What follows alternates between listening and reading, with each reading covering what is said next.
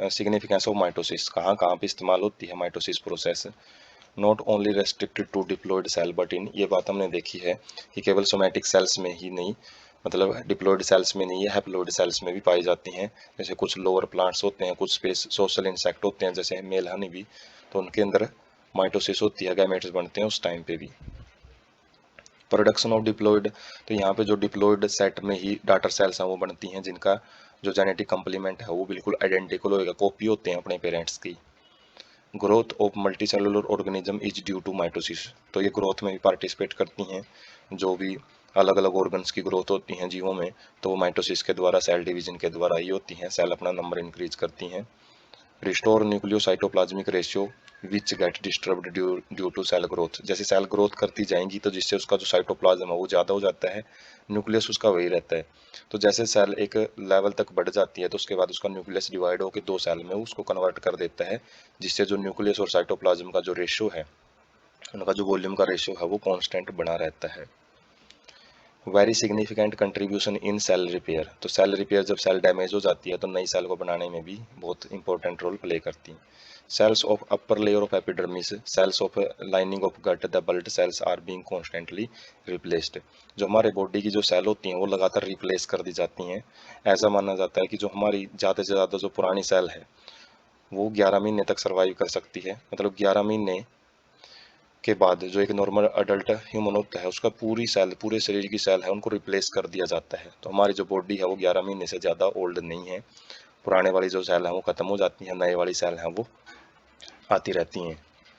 Result in a continuous growth in meristematic tissue, जो plant के अंदर मेरिस्टेमेटिक टिश्यू होते हैं, जो डिवाइडिंग टिश्यू होते हैं, उनके अंदर जो लगातार की जो ग्रोथ होती है वो किसकी वजह से होती है, माइटोसिस की वजह से ही। जैसे एपिकल और लेटरल कैम्बियम होते हैं, apical meristem, root apical meristem, shoot apical meristem, और जो लेटरल कैम्बियम मतलब जो सेकेंडरी ग्रोथ करवाते हैं, तो वो माइटोसिस की वजह से ही जो सेल डिवाइड करेंगी और उसकी वजह से जो कंटेंट है उनको इंक्रीज किया जाता है।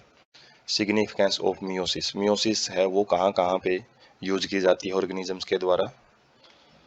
Ensure production of haploid phase of sexually reproducing organism, whereas fertilizing restore diploid phase, तो क्या करती हैं ये जो मियोसिस है, हैप्लोइड जो गैमेट्स बनते हैं, किनके अंदर जो जीव सेक्सुअली रिप्रोड्यूस करते हैं, जिनके अंदर फर्टिलाइजेशन पाई जाती है, गैमेट्स बनते हैं, फिर वो फ्यूज होते हैं। तो फ्यूज होके जो जाइगोट बनेगा, तो जाइगोट क्या करता है, जो सारा सेट है उसको दोनों साइड से आएंगे वो मिलके डबल बनेगा। तो डबल से पहले ही उसको अलग अलग कर लिया जाता है, आधा बना लिया जाता है, हैप्लोइड सेट बना लिया जाता है गैमेटोजेनेसिस के अंदर ही। तो एक प्रकार का इवोल्यूशन ही है ये, जिसके अंदर गैमेटोजेनेसिस है वो आधा कर देता है सेट को, और जब फर्टिलाइजेशन है वो वापस डिप्लॉयड सेट है वो बना लेता है। Leads to the formation of haploid gametes in plants and animals, तो कहाँ पे यूज होती है ये हैप्लॉइड जो गैमेट्स बनते हैं, मेल और फीमेल गैमेट्स, जो सिंगल सेट क्रोमोसोम का लिए होते हैं, तो उसमें मियोसिस का इंपॉर्टेंट रोल रहता है। Although process result in reduction of chromosome number by half, but वैसे तो यदि देखें तो क्रोमोसोम का जो नंबर है वो आधा रह जाता है, लेकिन conservation of specific chromosome number is sexually reproducing organism, तो इसी की वजह से जो सेक्सुअली रिप्रोड्यूसिंग ऑर्गेनिज्म है उनके अंदर जो क्रोमोसोम का नंबर है वो कंजर्व रहता है।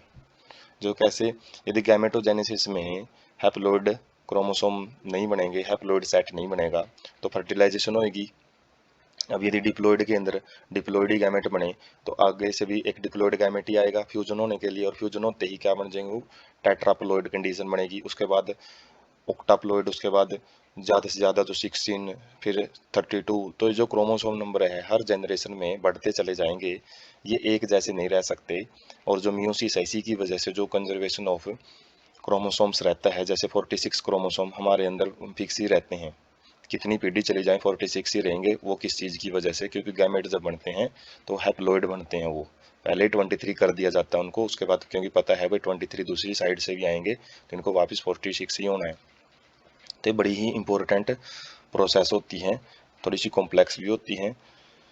इंक्रीज जेनेटिक वेरिएबिलिटी, और इसकी खास बात एक और जो देख सकते हैं यहाँ पे जो रिकम्बिनेशन वगैरह हुआ है, जो कि आज मेटा बना है, जिसके अंदर जो जेनेटिक कम्बिनेशन दोबारा देखने को मिले हैं, जो पोर्शन हमने देखा था पर्पल ब्लू वाला एक्सचेंज हुआ था, उसकी वजह से वेरिएशंस आती हैं।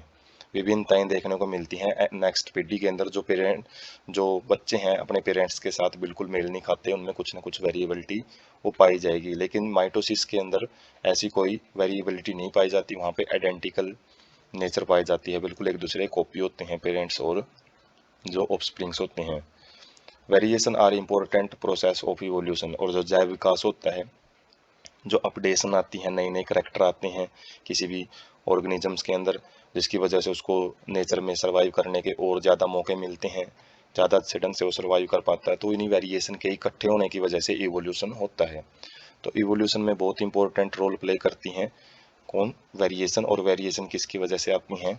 सेक्सुअल रिप्रोडक्शन की वजह से। और सेक्सुअल रिप्रोडक्शन में जो शुरुआत होती है वेरिएशन आने की, हालांकि गैमेट जब फ्यूज होते हैं वेरिएशन वहां से भी आती हैं, लेकिन उससे ही पहले जब गैमेट बनते हैं तो वेरिएशन तो वहीं से आना स्टार्ट हो जाती हैं।